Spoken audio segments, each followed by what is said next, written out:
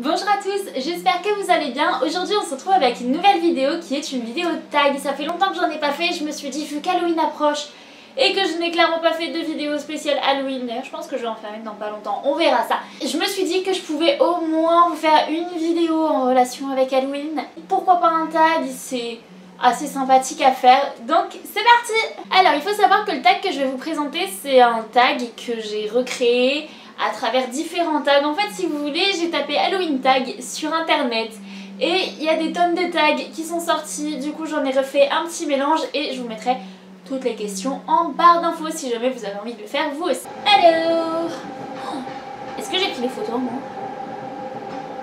Ah,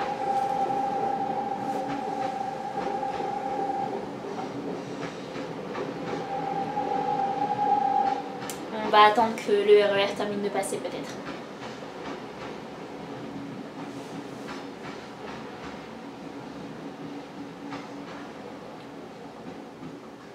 C'est bon. Alors, le film qui t'a empêché de dormir. Ça commence bien. Le film qui m'a empêché de dormir, ça va certainement être le premier film d'horreur, ça va être énormément de guillemets, que j'ai pu regarder, à savoir La Dame en Noir. Je devais être en 4e, 3e, un truc comme ça. C'est le premier film d'horreur que j'avais regardé et je me rappelle que j'avais du mal à m'endormir ce soir-là. Le lieu qui fait peur. Un des lieux qui me fait le plus peur, je pense que c'est dans la forêt la nuit, quand tu es toute seule. Ou alors dans une sorte de... Il me semble qu'on a un entrepôt ou une église un petit peu en ruine vers là où j'habite. Et cet endroit-là, comment... Ça doit être beau, hein. Mais qu'est-ce qui doit faire flipper si on y va un soir tout seul ou un délire comme ça de pleine lune? Moi personnellement je sais que ça me ferait énormément flipper. Mon film d'horreur préféré? Excellente question. Sachant que dernièrement les films d'horreur que je regarde me font plus rire que peur, j'en ai pas de préféré. Celui que tu n'as jamais eu le courage de regarder. Bah en fait si je veux regarder des films d'horreur faut que je sois accompagnée de quelqu'un.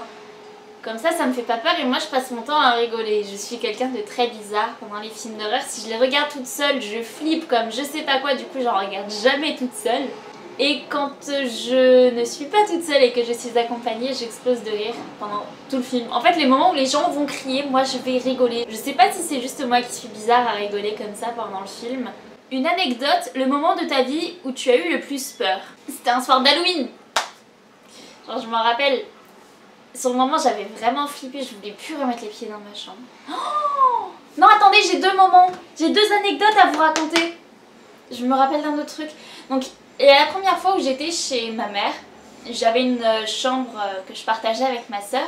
Et je m'étais fait un espèce de petit coin avec le bureau et en fait j'avais mis des tissus et tout ça pour vraiment être tranquille, lire tranquille dans mon coin mon livre. Et en plus à ce moment là je lisais Harry Potter. Et il faisait nuit et j'avais pas fermé les volets et en fait il y avait juste ma petite lampe à moi. Sauf qu'en fait ma lampe elle éclairait assez fort, donc du coup de dehors on la voyait. Et il y a des gens qui se sont amusés à taper sur la fenêtre, à se cacher. Et en fait moi je flippais parce que j'étais là, j'étais à fond dans mon livre, j'étais à fond dans mon monde et tout ça. Et en fait ça me perturbe énormément quand quelqu'un vient me déranger pendant que je lis ou pendant que je fais quelque chose. Et encore plus quand en fait c'est le soir d'Halloween que je suis juste genre tranquille dans ma bulle et que d'un seul coup quelqu'un s'amuse à me faire peur, ça me fait grave flipper. La deuxième anecdote que j'ai à vous raconter, c'est que j'ai vu une sorte d'ombre assez bizarre une fois chez ma tante. Je sais plus c'était pour quelle occasion. J'étais partie dormir chez elle et pareil ça devait être dans les années qui suivaient. Bah c'était quand j'étais au collège encore. Oh, mais il y a trop de trucs qui sont passés au collège, c'est un truc de fou. Et quand j'étais au collège, il me semble que j'avais été passer quelques jours chez une de mes tantes. Et elle a une grande maison et j'avais été dormir dans le salon avec ma soeur. Et à un moment je me suis réveillée en plein milieu dans la nuit parce que je sais pas, il y avait un truc bizarre, je ressentais un truc bizarre. Et j'arrivais pas à me rendormir. Et quand j'arrive pas à me rendormir en général et que les fenêtres sont ouvertes, je vais regarder ce qui se passe dehors. Et là en fait j'ai été pétrifiée parce que j'ai regardé ce qu'il y avait dehors et il y avait une ombre qui passait comme ça, devant la fenêtre. En plus c'était une porte-fenêtre, donc je voyais la personne de la tête aux pieds quoi, enfin ça me perturbait trop. J'étais là en mode mais non, mais c'est pas possible, c'est une blague, il y a un fantôme dans le jardin. J'étais tellement flippée, j'ai pas réussi à me rendormir. J'étais là comme ça, avec l'oreiller sur ma tête, oh non faut surtout pas qu'ils viennent me voir, nanani, je vais pleurer sinon. J'en pouvais tellement plus. J'ai quasiment pas dormi de la nuit. Le lendemain matin, je me réveille, je leur raconte, ils disent « Oh non mais t'inquiète pas, t'as certainement dû le confondre avec le chien » parce que c'est vrai qu'ils avaient des chiens assez imposants. Et je savais ce que j'avais vu, je savais que c'était une forme humaine et que c'était pas un chien. Certes, leurs chiens sont gros, mais ils font pas la taille d'un humain. C'était trop bizarre. Et le lendemain, on m'a fait dormir dans une chambre. Et pareil, elle est repassée devant moi. J'étais en mode, oh non mais c'est mort, je dors plus là-bas. J'ai plus dormi là-bas pendant un petit bout de temps et quand j'y suis retournée... pour dormir, et bah il y avait plus personne. Donc je sais pas si sur le moment c'était juste moi qui étais fatiguée, si j'avais des hallucinations ou je ne sais quoi, mais je vous jure, j'ai tellement flippé ce soir-là. Je me suis dit que plus jamais je dormirais là, bah plus toute seule en tout cas. Et que dès que je me réveillais maintenant, je réveillais obligatoirement quelqu'un d'autre. L'insecte qui te terrorise te dégoûte le plus. Sérieusement? Mais j'en sais rien moi. Je pense le mille-pattes. Est-ce que le mille-pattes c'est un insecte? Bah, j'aurais bien dit le mille-pattes, mais c'est pas un insecte. Donc bah tant pis. Crois-tu aux sorcières esprits? J'avais tendance à ne pas y croire. Et justement par rapport à l'anecdote que je vous ai racontée, l'ombre qui est passée devant moi et tout ça, bah... Je sais pas, il y a eu trop de trucs bizarres en fait qui se sont passés après et du coup bah oui, maintenant j'y crois. Le livre qui t'a fait le plus peur mais que tu as dévoré jusqu'au bout? Alors, il faut savoir que je lis pas beaucoup de livres flippants. J'aime bien plutôt tout ce qui est les dystopies, ces trucs-là. Un livre, le seul livre d'ailleurs de Stephen King que j'ai lu, qui me tenait en haleine, qui me faisait peur et tout ça, c'était La petite fille qui aimait Tom Gordon. Et il me semble que c'est ça le titre. Et je l'ai lu il y a quelques années et je me rappelle que vraiment il m'avait fait flipper. Des fois j'en dormais pas la nuit, genre je m'endormais, je voyais la scène que je venais de lire, je faisais non je peux pas dormir, faut que je continue de le lire. Et j'en ai passé mais tellement des nuits comme ça à faire des nuits blanches à lire des livres parce que justement je pouvais pas m'arrêter de lire, c'était un truc. Ton pire cauchemar? Ah mais vous savez que là la vidéo elle va être super longue. Mon pire cauchemar, c'est un cauchemar que je fais sans cesse. Ça fait des années et des années et des années que je le fais, me demandez pas pourquoi. Mais je finis toujours enfermée dans une sorte de petite cabane en bois. Vous savez un petit peu comme les toilettes dans les anciennes maisons, vous aviez la maison et les toilettes qui étaient dehors un petit peu plus loin. Et bah c'est un petit peu le même genre de cabane mais sans les toilettes. À chaque fois je rêve qu'en fait j'essaie de fuir quelque chose, je sais pas c'est quoi. J'entends des loups derrière moi qui me courent après. À un moment il y avait une de mes grand-mères qui me suivait et en fait elle a été dévorée par des loups. Ça m'a perturbée, j'ai commencé à faire ce rêve là, je devais avoir 7-8 ans. Aujourd'hui encore je le fais. Mais avec d'autres protagonistes et c'est tellement bizarre. Quand le rêve commence, je me balade tranquillement en forêt, je suis plutôt bien, je suis tranquille, posée, c'est beau, il y a des feuilles rouges, oranges et tout ça, oui parce qu'en général ça se passe en automne. Tout va très bien et à un moment je sais pas pourquoi il y a la nuit qui tombe d'un coup comme ça, on claque des doigts et la nuit elle est là. Il fait noir comme s'il était plus de minuit, je vois absolument plus rien. Je continue d'avancer et puis d'un coup j'entends des loups. Et bon quand j'étais petite j'avais peur des loups. Je sais que les loups c'est inoffensif, enfin la plupart du temps. Mais ça me faisait vraiment peur à ce moment-là. Et je commençais à avancer un petit peu plus vite et je les entendais se rapprocher, j'entendais des pas au niveau des feuilles se rapprocher de moi. Et à partir de ce moment-là, j'ai commencé à courir, j'ai trébuché tellement de fois, je me prenais les pieds dans les branches, dans les racines. Et à un moment, j'ai trouvé cette cabane-là. Je rentre dedans. Et il y a les loups qui s'attaquent et tout ça, la cabane qui essaie de la détruire. Enfin, à un moment, je me dis, c'est bon, c'est juste des loups, ils vont pas me casser ma cabane même si elle a pas l'air très solide, quoi. Après, j'entends des bruits d'épée. Alors oui, me demandez pas, mes rêves sont très bizarres. Mais à ce moment-là, j'entends des bruits d'épée et les gens me menacent en fait avec leurs épées. Je suis à l'intérieur et ils essaient de passer leurs épées à travers les trous qu'il y a au niveau des planches de bois. C'est tellement perturbant. À chaque fois, je me réveille au moment où ils arrivent à ouvrir l'espèce de petit cabanon et où ils pointent leurs épées sur moi et en fait je crois qu'à ce moment-là je meurs, je n'en sais rien. Mais ce cauchemar-là, il me traumatise. Pourtant, il n'y a pas vraiment de choses traumatisantes dedans. Ça fait tellement d'années que je le fais qu'en fait je le reconnais et à chaque fois c'est de pire en pire et c'est ça qui me traumatise. C'est que ça fait des années et des années que je le fais. Fêtes-tu Halloween? Oui, j'essaie de le fêter autant que possible. Quand j'étais petite, j'adorais genre me déguiser, aller chercher les bonbons et tout ça.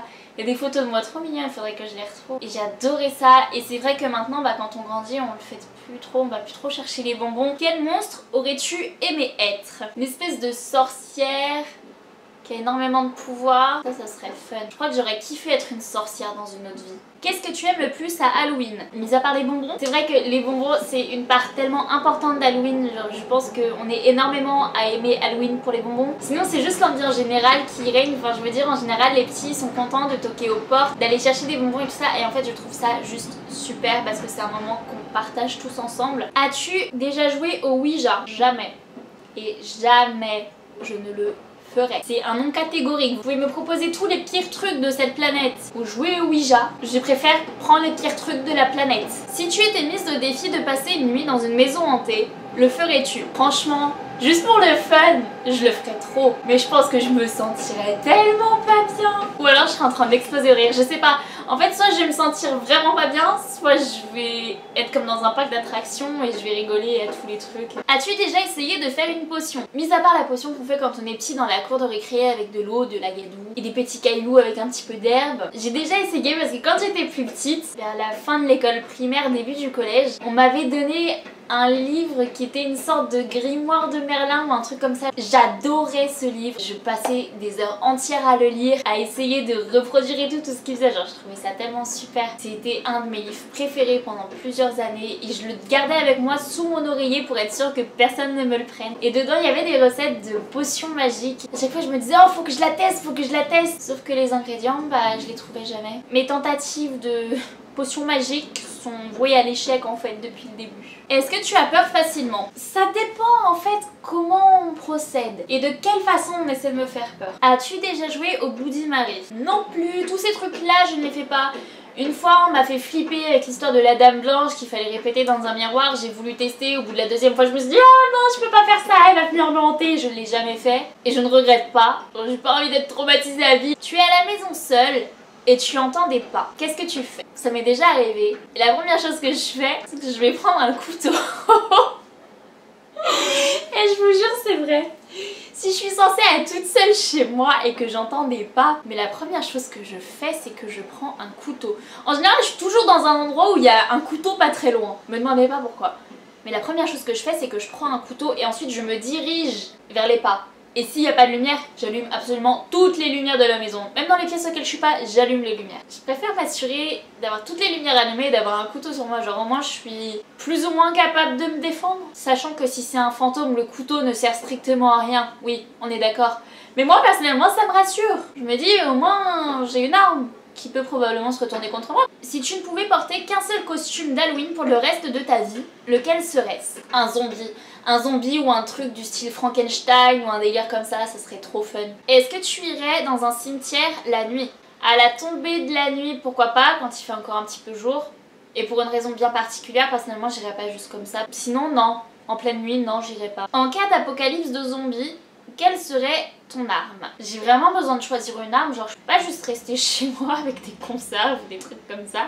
Je dirais bien un couteau, mais ça voudrait dire que ça serait un combat rapproché et dans ces cas-là je suis clairement pas sûre de survivre. Un arc avec des flèches, ça serait ça mon arme. J'étais douée à un moment.